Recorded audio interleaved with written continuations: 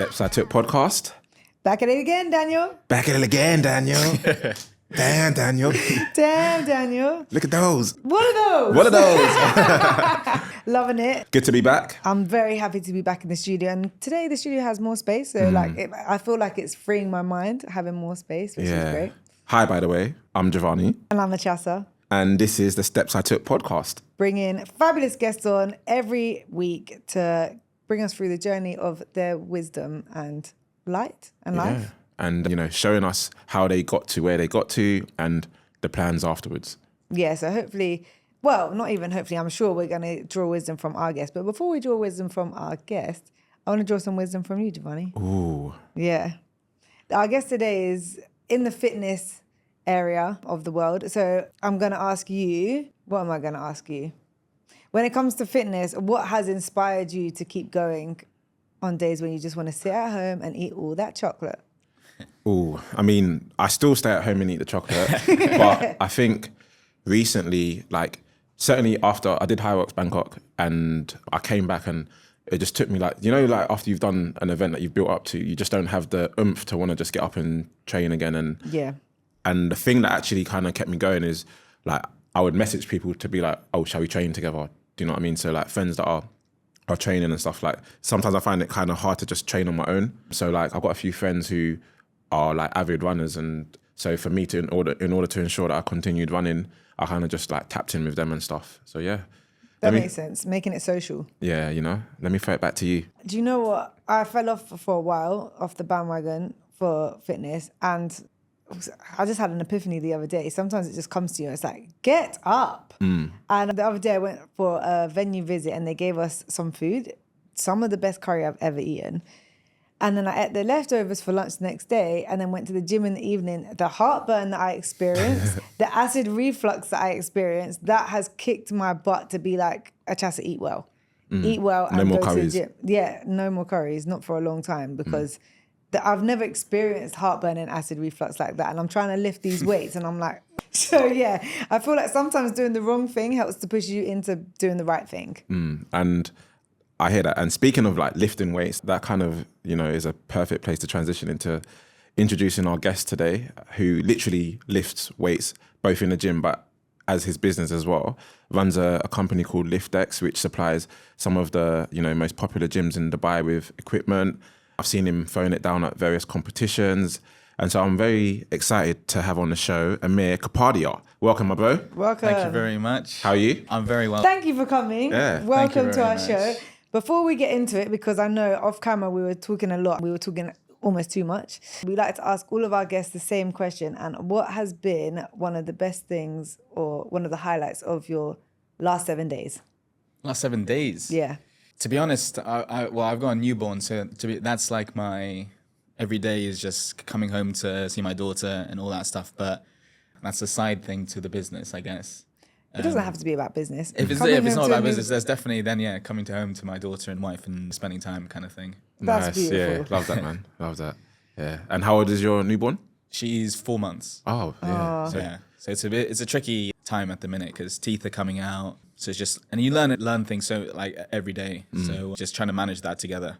Has that changed your routine and stuff? To be fair, my routine has not changed too much. My wife's routine has definitely changed. I'm glad you're being honest about that though. Yeah. At the end of the day, I gotta go to work. I gotta do this and that. But I think I definitely feel like I'm at work and I try and bang it out as much as possible so I can come home and as early as possible. But yeah, that's pretty much it. Definitely the sleep. That's it. That's the sleep is the one thing definitely will change. Yeah. Yeah. But you just get on with it. No, I hear you. But congratulations on the newborn, and it's good to have you here. I like to kind of throw it back to the early days. I know that you grew up in the UAE and then you spent some time in boarding school in London, which is where I'm from. I used to think Achasa was from London. She has a certain London energy, but then I realised actually she's not from London. I'm actually from Bristol. Okay. She's from the farm. Yeah. Farmer's land, Southwest. Yeah. So what? Let's start with were you born in the UAE? I was born in London. Born in London. Okay. North London. Yeah. And then I came out. So my dad's Iraqi, and during the war, the family all moved out to London, and then so we had the house there. So born there, came back straight away here. And then I was in school and I trained with a lot of the same guys, like Mike, Den, known him since I was 3. And a lot of our friends still train at the same gym all together. So it's kind of nice that I have that group of friends still. And then I went to boarding school age 11. So I don't know, do you know my school, Harrow? Yeah, School. yeah. So it's like a posh school. Yeah. So while my parents were here, I would always fly back and forth with my brother.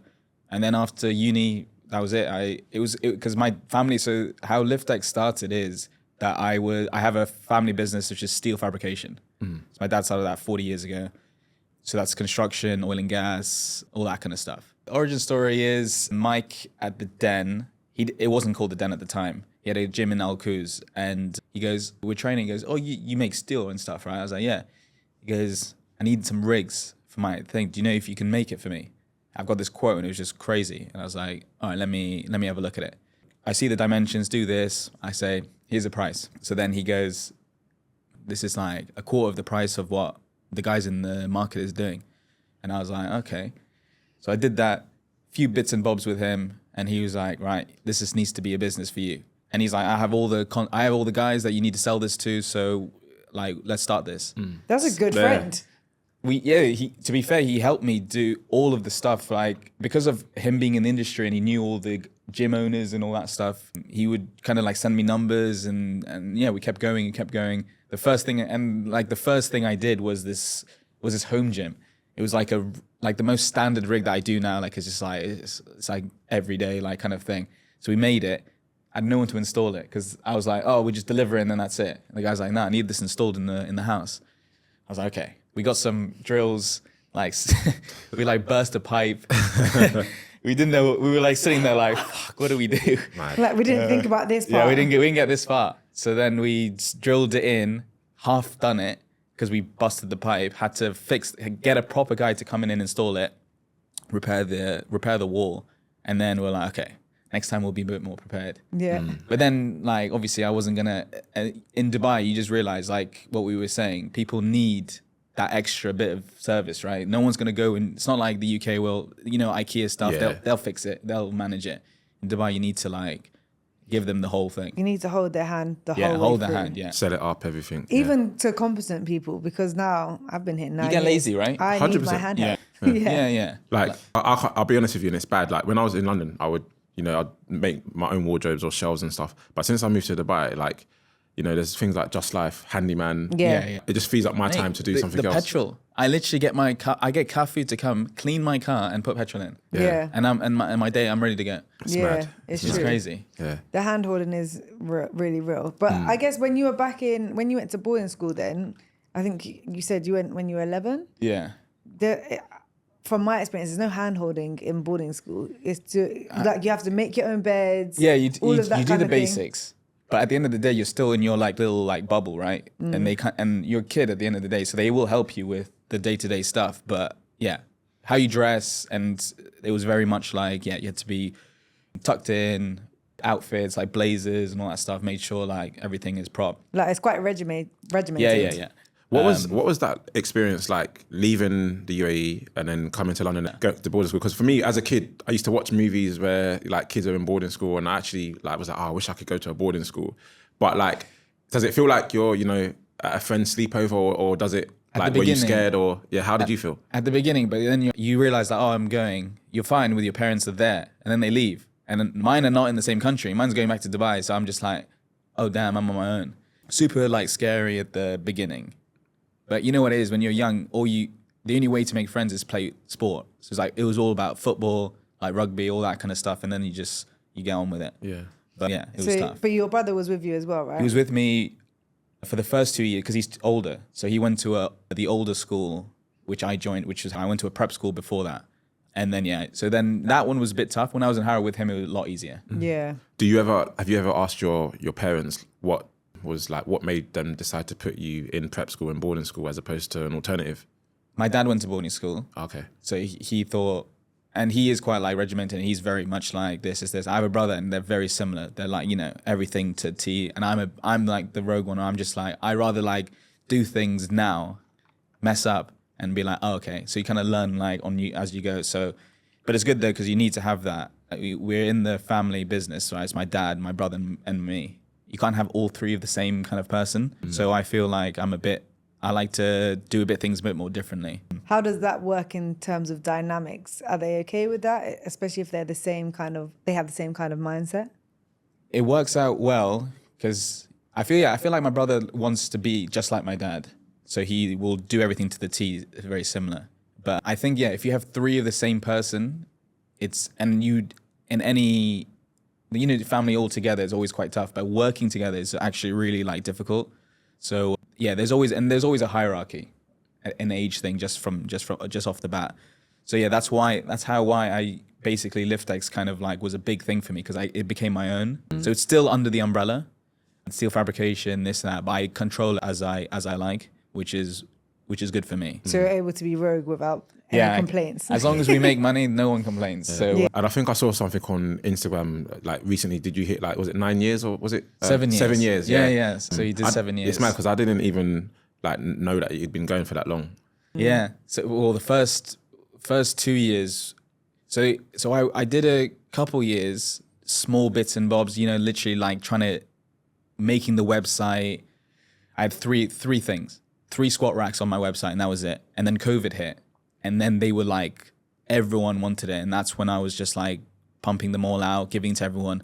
But then sometimes like the job was someone needed a squat rack and he's like, wait, let me try and get the bars and plates and then I'll come to you. So it all depended if they could get everything, but there was no supply. So that always made me think after, I was like, right, I need to get the whole thing. I need to get just more than just this. And then the products just came from 3 squat racks to what it is now, which is 100 plus items now.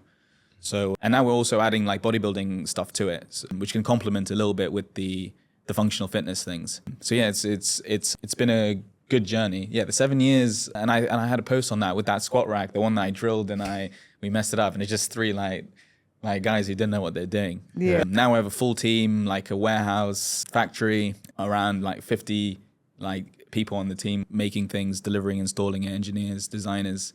So it's become like a big operation now. I want to talk about like your business and your structure and, managing a team and stuff. But I want to go back to quickly when you were younger. Obviously, your dad had a business. So for you, were your aspirations to always, follow your dad's steps? Or did you kind of like feel like you wanted to get like a career? Like what was your, like when you were growing up, what did you want to do? I think it was inbuilt in us that we'd like, right, dad started this successfully. Like it's a no-brainer to come and help. So it was always in us to like, right, let's go help our dad try and increase what we're doing and everything. And it's definitely happened with all 3 of us together.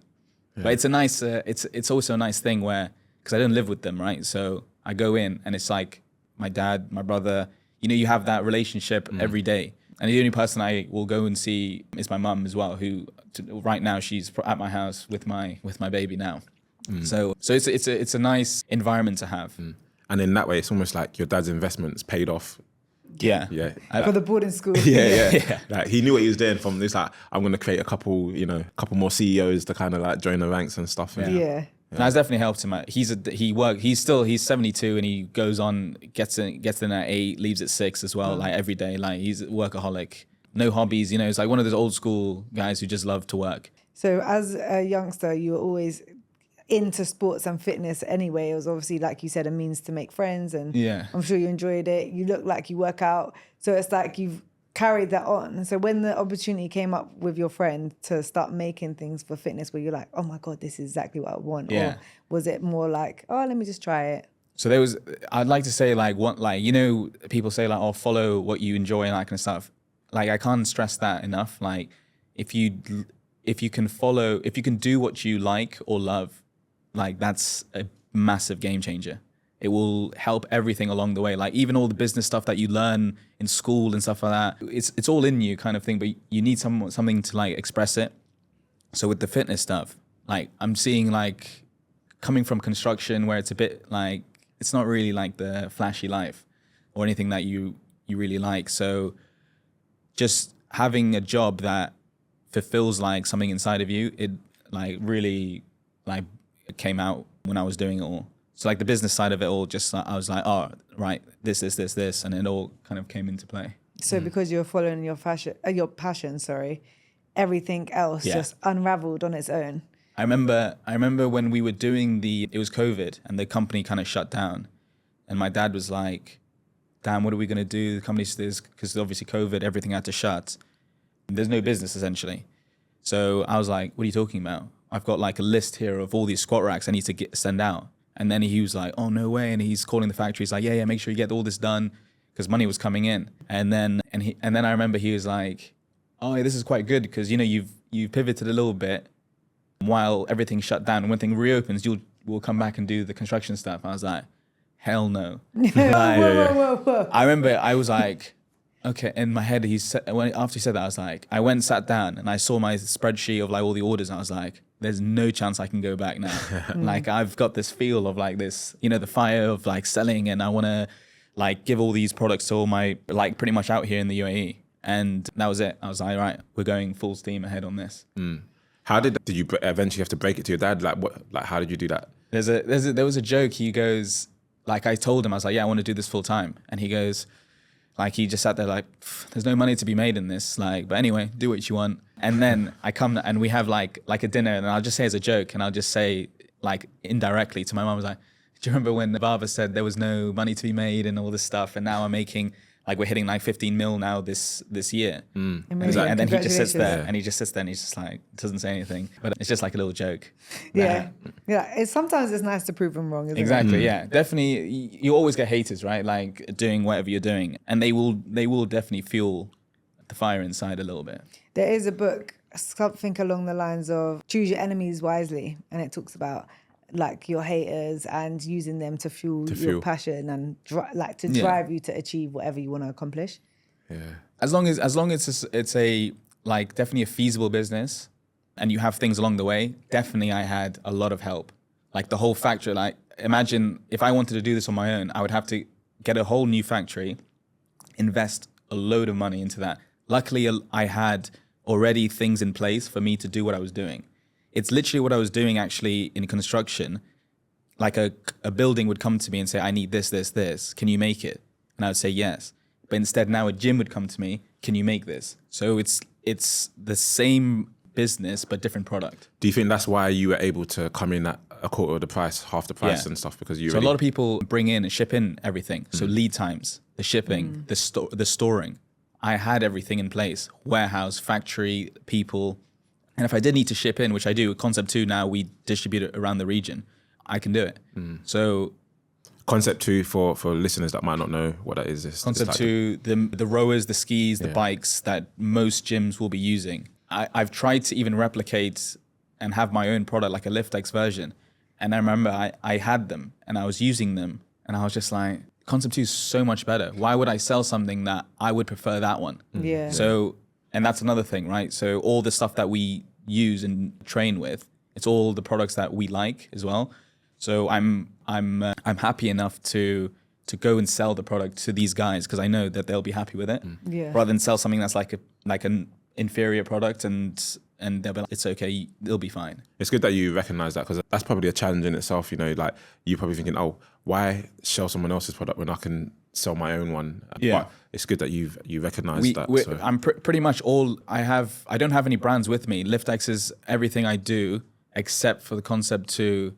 Assault, I do a bit of Assault as well. The runners that you'll see at like High Rocks gyms. Yeah. And then, I think that's pretty much it.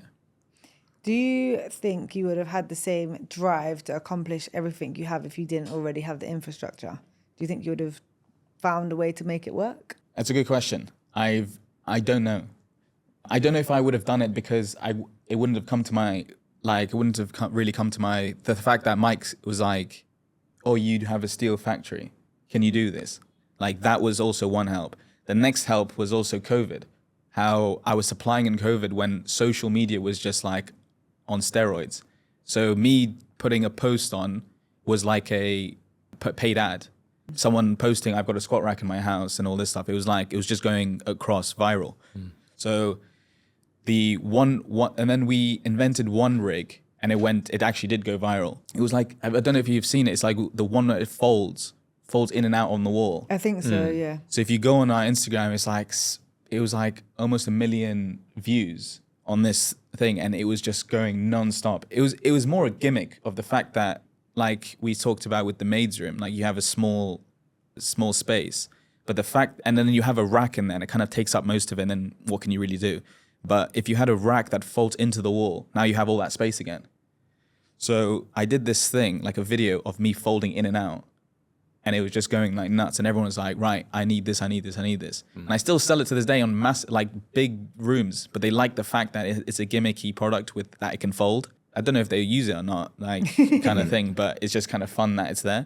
Do you have like a number of how many houses / gyms that you're currently supplying? Like, is it like if you could put a figure to it? Thousands. Wow. It's got, like, I would say home gyms are my favorite because it's the one where you can really like help, and when it's done, it looks cool because they really put a lot of effort into, if they really care about it, like how it looks, and I can really help them with that.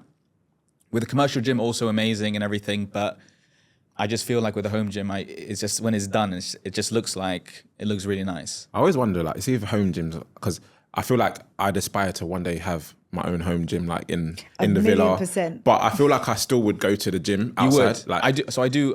But check this. So I have the home gym. Imagine waking up in the morning, you walk down. I am in a villa. Go downstairs, have your coffee, whatever it is. Open the door in the gym, and it's just like It's seamless. yeah. In Dubai right now, the traffic is nuts. Right, going to the gym, especially in the evening. You said you're going to the gym in the evening. I went to the gym. I normally go at 6:45 a.m. and it's bliss. If I feel lazy and I want to go at 7:30, I always regret it simply for traffic. Yeah. So you can't, 6 do that. p.m. Your vibe is dead. Yeah. Like as soon as you get there, you're like, I'm bored. Yeah. Like kind of thing. So the fact that if you're ready, and I'm a morning gymmer as well. So as soon as I train in the morning, I'm good to go, and I'm happy for the rest of the day. And you can kind of eat as well, like a bit, like whatever. Yeah. But yeah, it's another feeling that you open the door, do your session, can eat 30, 40 minutes, whatever it is, back in the room, breakfast, ready, and go to work. So how did you transition into the design element of it? Because is that something that you did with engineering, with buildings as well? Or was that more? So the engineering bit is helpful because the guys do load capacities, they do things so we'll get a CAD drawing and then we can fit everything exactly. But the design is more from me, where I'll be like, and I'll go and test it as well. So a lot of like the cable machines, the squat racks, we need to make sure exactly how it fits. So the barbell fits perfectly, the balance on the bar, all that stuff. And I'm always updating designs and stuff just to make it look nicer. Because there's the aesthetic look, but then I'm also thinking of like the health and safety aspect and elements when you're going into whether it's a big gym or a home gym. There must be certain like widths and measurements that have to be between each squat rack, for example. These are all things I'm assuming you've had to learn on the job as you're doing this, right? Health and safety thing for sure. Like I said, when I burst the pipe on the wall, like now we have infrared things where we know exactly where the electricals and the pipes are, so you know what to avoid. Also, what kind of wall to use, if it's a block wall or it's a gypsum wall. Obviously, we can't bolt anything on the walls. So a lot of the guys are quite experienced with all that. We all know that a lot of the squat racks, they're all modular.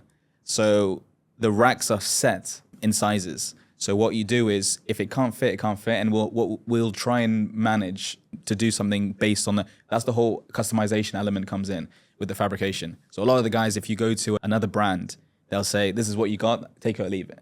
There's nothing I can do. This is what it is. If your space can't fit, you have to get something else. So at least I can be, okay, if it's, usually my pull-up bars are 1.1 meter, for example.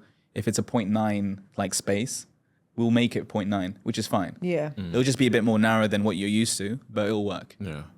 So that will definitely... Okay, so that's actually a very, very huge USP, that you can customize things to fit the space, especially in somewhere like Dubai, where a lot of the spaces are a bit more squeezed or small or like actually just randomly shaped. Yeah. So like, for example, like athlete gym, I think you've probably, that's quite a kind of small space, isn't it? And you've kind of done quite well to kind of get the racks in there and equip that. Yeah. So we get the CAD drawing as soon as I tell the guy, if you've got the warehouse space, send me the CAD drawings, send me your list of kit, and I'll tell you what will fit in.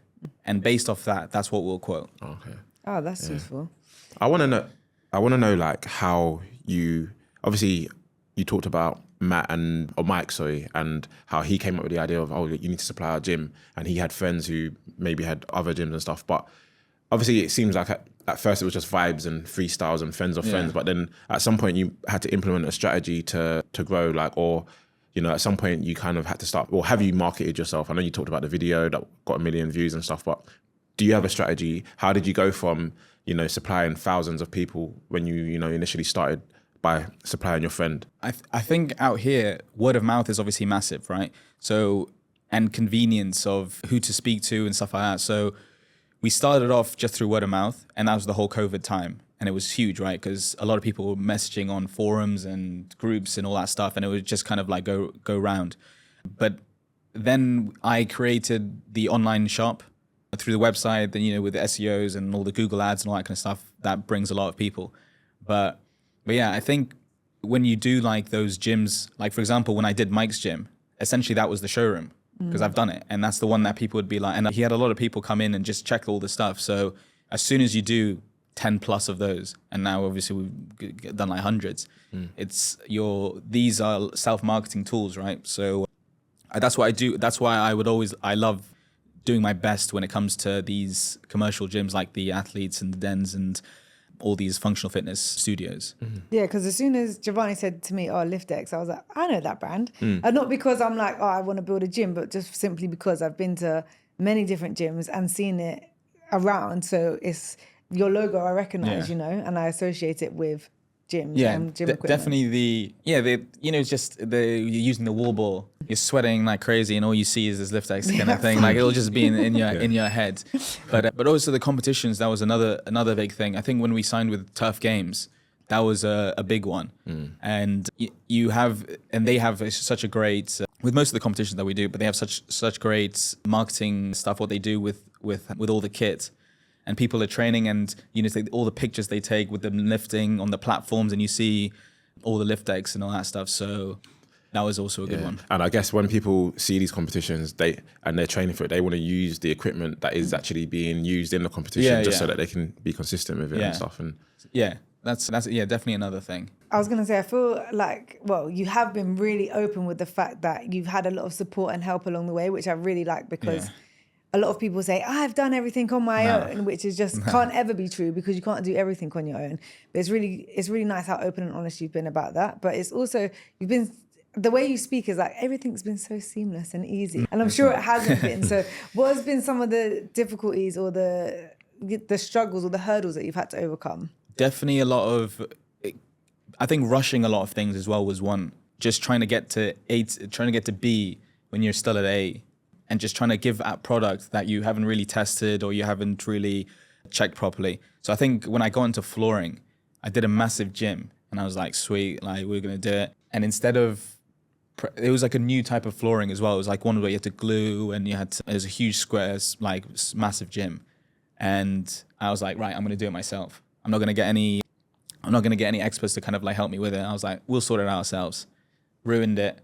Had to take it all off, rebuy all the stuff, and made a loss on the thing. But that was me trying to like make an extra dollar kind of thing, when you gotta just do it like properly, and then you'll learn as you go on the next ones, and then you can make, I was just trying to make that leap a bit too fast. Yeah, cut corners a little bit. Yeah. And now I make sure anything I do is done properly, and I don't care too much about how much money you're making, as long as the end product is good. So would you say before you were thinking more about saving money and making more money, and it's more about doing the best job possible? Yeah. I think as a business owner and everything, you, at the end of the day, you look at your performance, and if you're not making as much as you can be demotivating and all that. But like especially I said, when you have your dad on top of you, like you're not going to make any money. You can't expect to make so much so early on, right? You have to build the foundations a little bit, and then you'll reap the benefits of that later. So yeah, just trying to jump too fast probably was one. And you mentioned you tried to do it yourself, and then you realized, I can't do this. Now I have a full team who specialize purely on flooring, and we do all the gyms now, and it's all fine. And do you have that then for each and every aspect of your business? So it's not like Mr. Know-it-all, I know everything. It's I know I don't know this, so who can I find that does know this? Yeah, definitely. I think as a like as I kind of like pioneer the operations, but I have a great team that will definitely help me with like even the finance stuff. Or like I'm not gonna read like all the bits like underneath, but I'll just know, right, I've made this much this month. That's great. Next Top line. Yeah. Basically. Yeah. Yeah, you don't need to be an expert in everything, but you need to know what's going on. So I definitely very hands on, but yeah, a good team will definitely help you along the way. Are there any gyms that you're not currently supplying that are on your wish list in the UAE? Like a Wellfit and all those guys basically have contracts with Alico now. So, and it's very difficult to be on that kind of level. Obviously, they supply the Olympics and everything like that. Yeah. But at the end of the day, you can't take everything. You have to kind of like need to know what your market is. If we're primarily the home gym market, which is amazing, and we do loads of those, and we do a lot of them a month and a year. But Alico wouldn't. They wouldn't, because no one's going to spend 4,000 dirhams on a barbell kind of thing. So yeah, if you're a low cost product, you have your market. If you're mid tier or on that Alico thing, everyone has their own thing. So you kind of like stick to your lane and then just try and be the best in what you're doing. That's good advice, actually, because I think sometimes as a business owner, especially when you're trying to find your feet, you're kind of gunning and hoping and wanting everything instead of finding.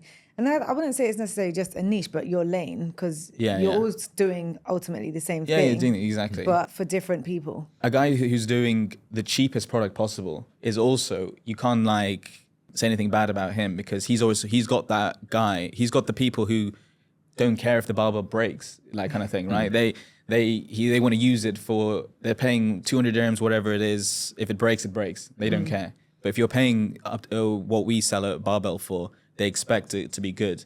And that's another thing, right? Because we manufacture it here. If anything does go wrong, and I give them lifetime warranties on these, I come back and I service it and I make sure that it's working. While the guy who's sold the broken one, if it breaks, he's like, sorry. Yeah. Like, kind What of do you thing. expect? It was Yeah, 200 it's 200 dirhams, yeah. And it's like you spotted a gap in the market as well in terms of, like you said, the expensive stuff, people at their home aren't going to pay 4,000 dirhams or whatever for and stuff, $4,000 or whatever. Did you say dirhams? You said dirhams. Dirhams, yeah. I was going to say $4,000 for a barbell, like, yo, that better have gold in there as well. But yeah, no, I think it's like you said, it's important to kind of know your lane, and if you've identified the gap and you're servicing it and it seems to be doing well, so it's like, yeah, we stuck to, there's fitness as a general product, which is like, it can go on from bodybuilding down to like body pump or whatever it is. But we went specifically to functional fitness. Obviously went on the CrossFit, did loads of CrossFit gyms when it was like all booming. And now High Rocks has kind of come in, and then we now cater to that. But strength and conditioning will always remain, which is usually the kind of gyms that we do. Yeah. So we're going to just stick to that. we had the Precision boys on a couple of weeks ago, and you supply to their competitions as well, don't you? Yeah. So when they started, we were like definitely on like the rise at that point. So when we did their first one, I think the synergy was just so good that we help each other a lot with the comps and stuff. And the fun thing is that a lot of the gyms and the comps that we supply to, I do them as well. So this is where I can get a first point of view of like how everything's going and anything needs to be changed. And that's also like a fun networking thing as well for me. How I can meet coaches, or I can meet just a lot of guys just from that. And also being personable. I think business isn't always about the product that you're selling. It's about the person that you're working with to get that product or bring to life whatever it might be. So if you're in there and you're living, breathing what you're selling, the people definitely. that are going to buy from you are like, oh, I like this guy. This guy's a fun guy. Oh, you beat me the other day. Yeah. It's like you've already got that kind of emotional connection with someone that makes them more comfortable and to trust you more to even invest in you and your products. Yeah, definitely. Like I said, we're doing a new gym now, and just randomly how I met him. I think he was messaging anyway to find out who he can speak to from Liftdex, but he met me just in training. And that was, that's an opportunity. It's kind of everywhere when you just go to, this was at Chalk training ground, which we did as well. And, you could meet whoever. And most likely, these days in Dubai, for some reason, everyone wants to open a gym, right?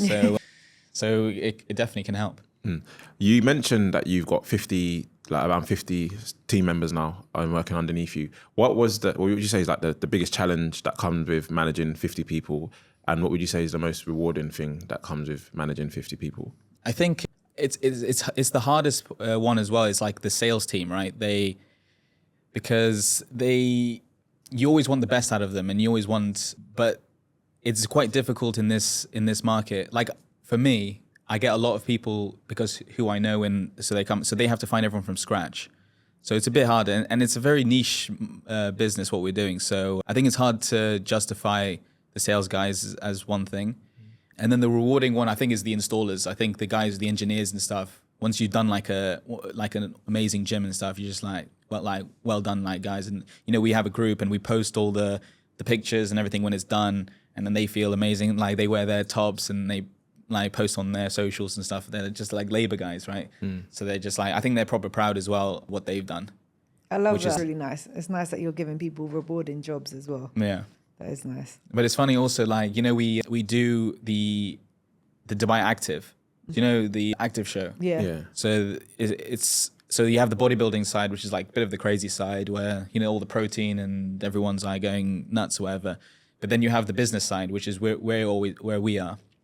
It's a bit slower, but it's more like B2B, like maybe people from the region will come and all the guys, like the labor guys, it's a long day. It's 3 days, like, full on, like kind of thing. So it's quite tiring, but they're like, sir, can we come to the show and we'll sit with you and everything. So they really like it to on their off day, like, so it's a weekend, to come and just see everything. That's really nice. So it's quite nice, yeah. And they probably are able to answer some questions that you aren't in the same way when it comes to installation. Yeah, definitely, yeah. Because you're bursting pipes. Yeah. My cash flow is all connected with the other company. So that's why I'm saying I'm quite fortunate where I don't have to think too much about if I need to place an order of Concept 2s and they cost about $100,000. Like I have that freedom of paying it cash and everything like that. So my situation is a bit unique. Yeah, a bit unique in that kind of way. You're able to invest in new ideas before having to without we're having to think too much. Has there, I guess, on the other side of that, has there ever been a time where you've, you know, because you've got almost like that to fall back on, you've been too quick to kind of use that money, spend it, and then you regretted it? Yeah. I think when I decided to make my own assault bikes, that was I made like a rower and a bike erg, and I sold them, and I sold a lot because it was like that COVID time when there wasn't supply, there was no Concept 2 supply, and then you just get the calls, bike's not working, this is not the chain's not this, and then you're like.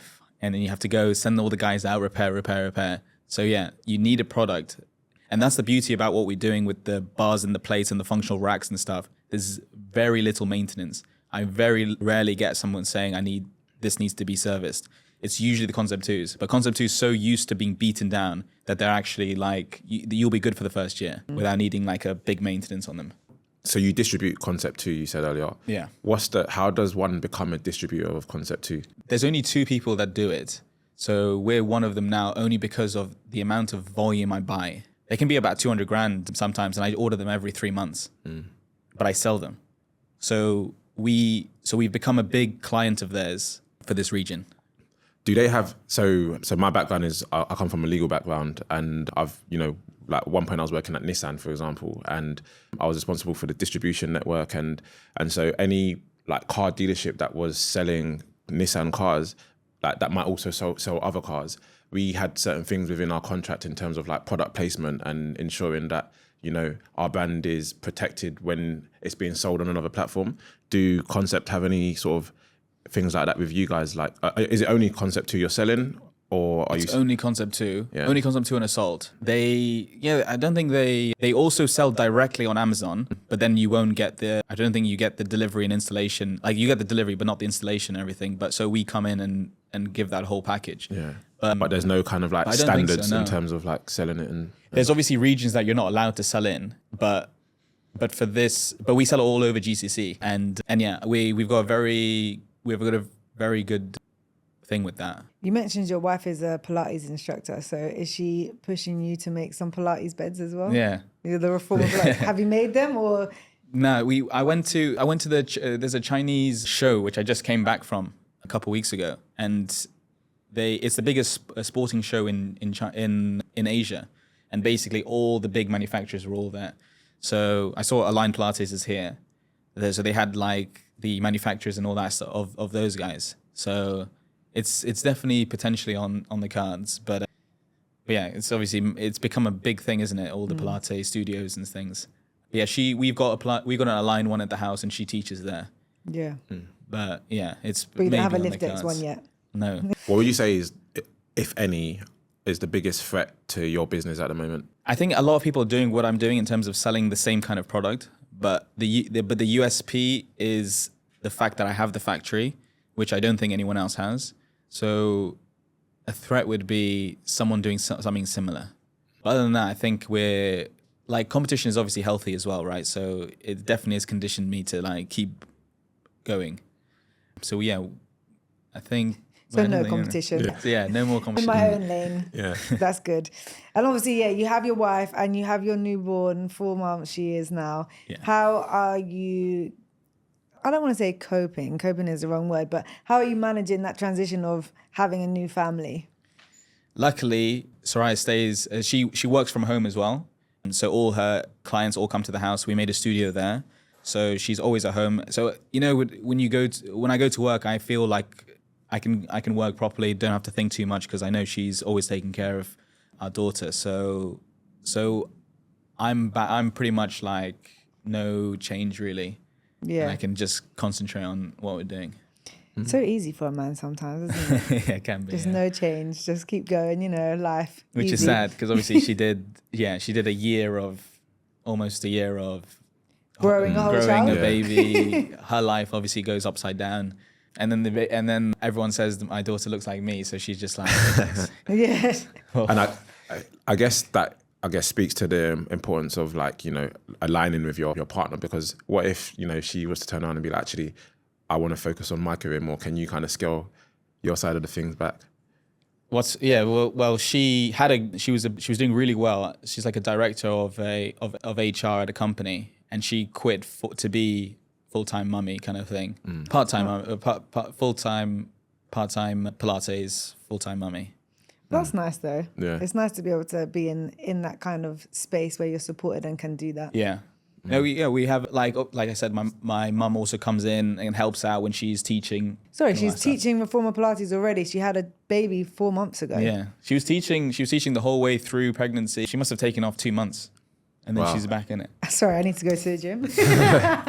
But it does help that it's at the house, so everything is like kind of like manageable. We had another supermom on the podcast. We did. Deborah. Debs. Deborah Yeah, Stokes. Yeah. Deb Stokes. She literally just won She did High Rocks. Yeah, Yeah, she yeah. did High at the same Rocks time when we doubles. did it. Yeah. She did men's doubles and they won. Mixed And mixed she's- doubles, Mixed yeah, doubles. with her husband, yeah. Yeah, she I think she's coming over on Sunday, but her kid is I think a month older. She had a Benji. baby at the same time as my friend, just turned 6 months. He's 6 months? Oh, okay, 2 months. But I remember Deb's like itching to get back into training and stuff. Yeah. I don't know, this might not be the right forum to ask this question, but what is the sort of recommended time that a woman should rest? I think it's all different to compare. They both did, my wife and Deb's both did the C-section. So this is, now you definitely need a lot more time. And both of them definitely didn't Take the same take amount of it. time. Yeah. But also they trained throughout their pregnancies, right? So I think it's very like personal. I have never had a baby. So I'm not speaking from experience, but just from having friends with children and speaking to like midwives and stuff.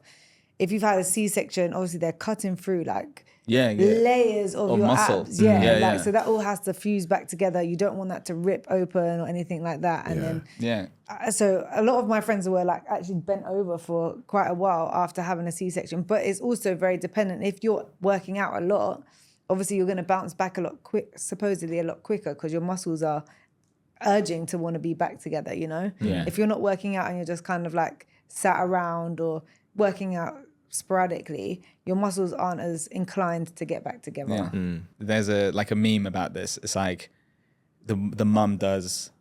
We were in the hospital. The labor was like 6 hours, 7 hours or something, and then we spent 4 days at the hospital, and obviously the mum goes through all sorts of stuff, and then the dad. It's like there's a meme. It's like everyone talks about the birth, but no one talks about this bed that we had to sleep in. It's a what's it called? Yeah. Yeah, it's A so sofa bed. uncomfortable. Oh, really?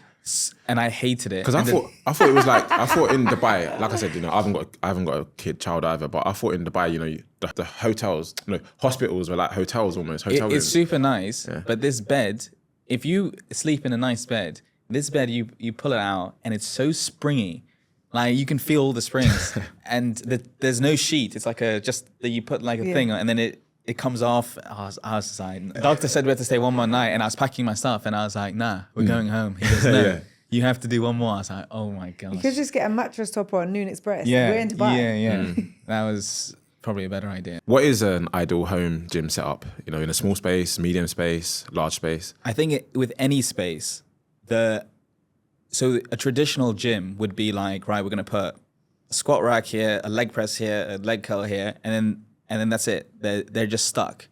So the beauty about kind of what we're doing is that the space will be there, and even with the kit in, you can have things freed up, the floor space. So we have we did a home gym, and the guy, even for my home gym, the car can go in and out. So it's not like it's all cramped in there. So we kind of like drill everything along the walls. So even with that folding rack, we put the plates on the wall, we put the bars on the wall, a pull-up bar on the wall. And then you have that ability, and even the Concept 2s and the machines, even though you put them out when you need them, but when you don't, you can wheel them away.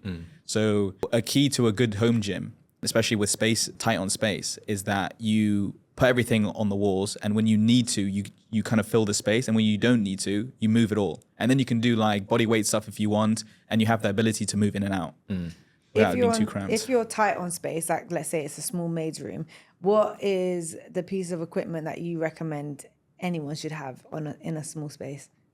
I think, they're definitely a folding rack.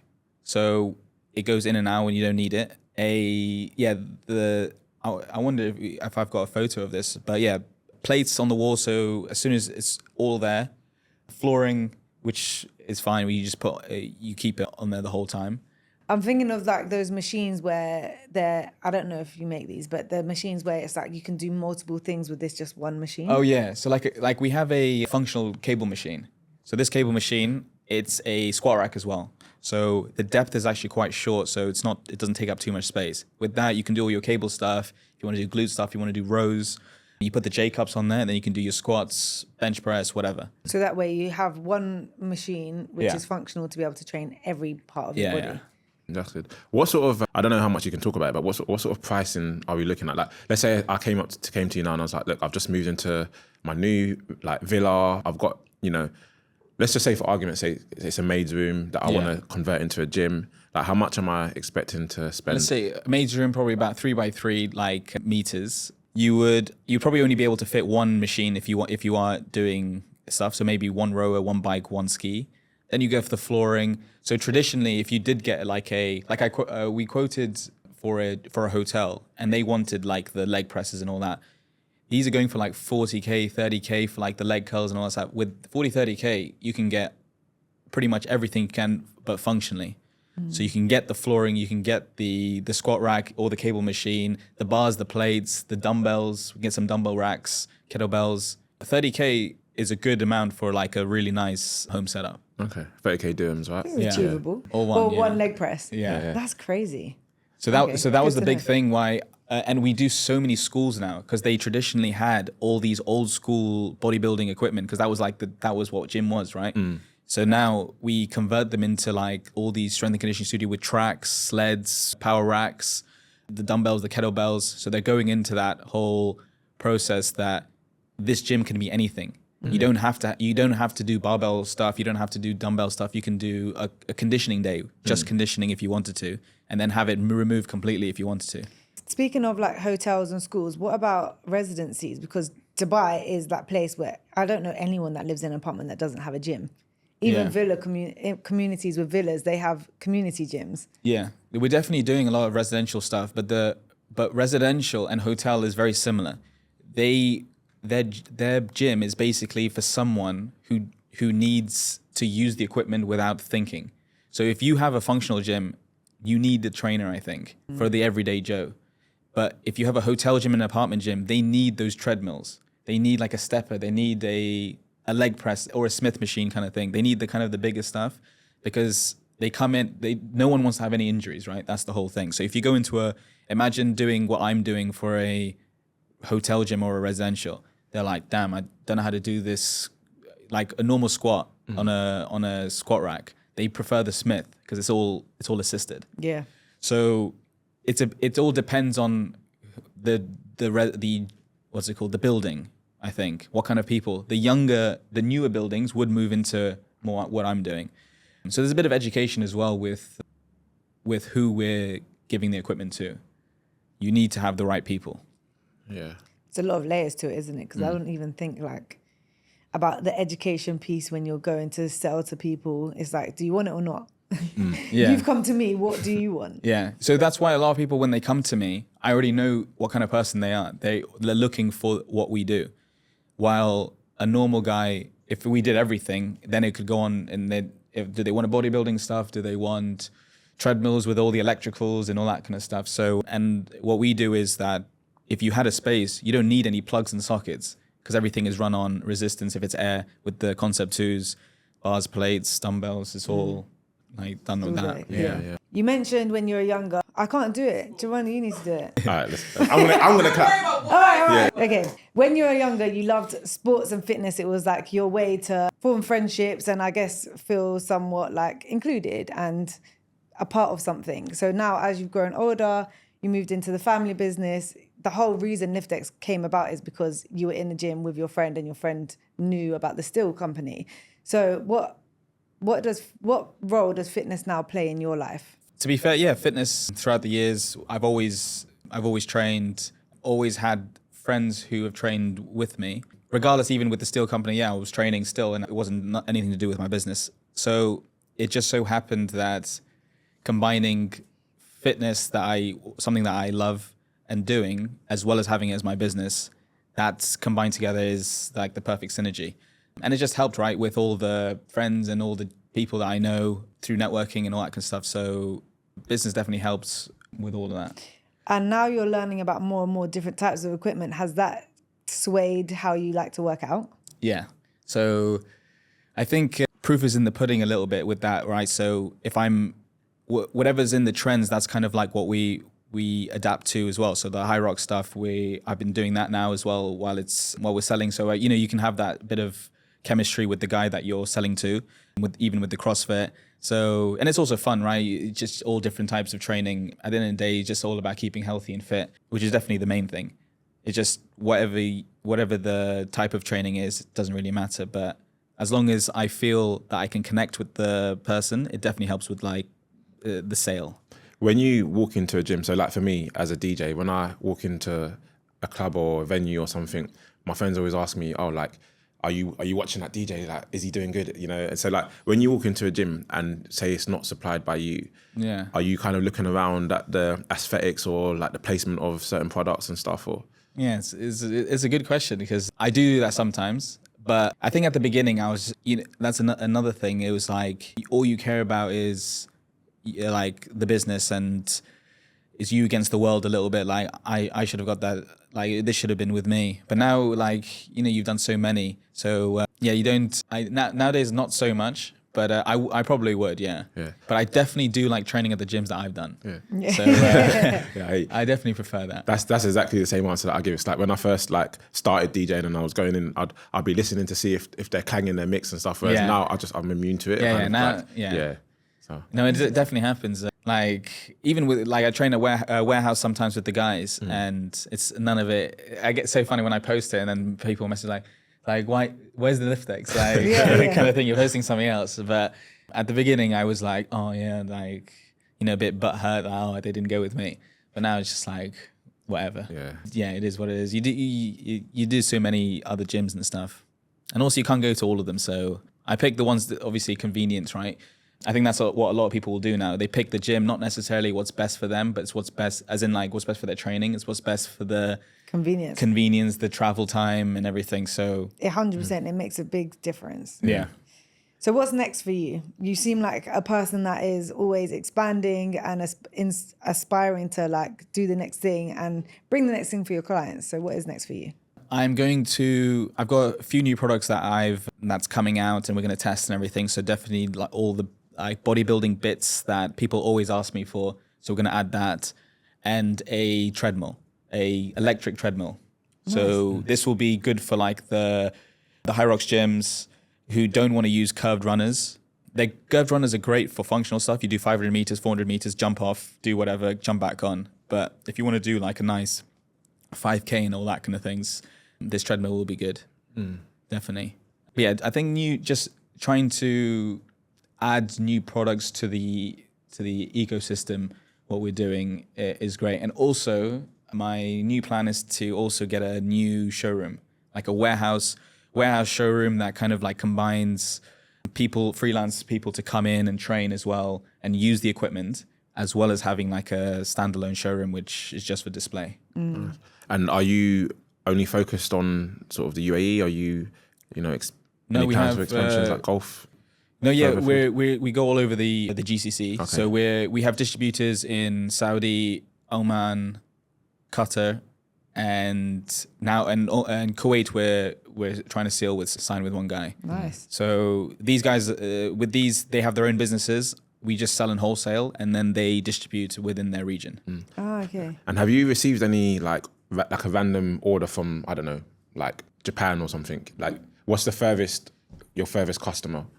I always wanted to try and get into the UK, but it's difficult because to ship over there, and then they already have like really good brands out there. We have had people ask us, and then I think we did Ireland. We did one gym in Ireland, and then the next market I need to do is Africa. So they're still in that like 10 years ago type training with like the bodybuilding stuff, and functional fitness is probably we'll get into them soon. So as soon as that happens, that's a big market. How do you actually assess where you want to go for your next market? Like a lot of people who have businesses, they might want to expand, but they don't know where to expand to, or how to even assess where would be best to expand to next. I think you'll see it from like the trade shows, like those ones that with the Dubai Active and stuff. So it's like who's there and who comes to your stand knowing. And so a lot of the GCC guys, they're all kind of like getting into this, like, right, strength and conditioning, functional fitness, this is the right move. With Africa, there is some, but they need to educate the guys to train like this, where they prefer the bodybuilding, which is always going to be around, right? Bodybuilding is a big thing. But yeah, it's just a bit different. So it's just where the demand kind of like comes from. That's what you would kind of like push. Yeah. No, it's been very insightful. Very, yeah. Yeah, and I'm definitely going to give you a shout when I'm ready for that home gym as well. Like, trust me. We have a tradition on our podcast. At the end, we ask all our guests this same question. And that question is, if you could introduce one rule for everyone in the world to follow, what would it be and why? Definitely follow your passion. It will make things a lot easier. Yeah, that's a good one. That's a good one, yeah. You did that, and that's what I did. Look what's happened. Now I was rolling in the money. Yeah. But also have a successful dad who can help you. That helps. That helps. I mean, at least you've done that for your daughter now as well. Become that successful dad for her. Yeah. Is the plan for her to join the ranks at some point, or are you gonna just let her do what she? I suggested that she should become a footballer, and then my wife said no. So we'll see. Yeah. It's funny because she does so much kicking, so that's why I suggested it. Just makes sense, yeah. Yeah. Fair. Yeah. No, thanks, Aamir. It's been great having you on. Thank you. Appreciate you coming down. Thank you.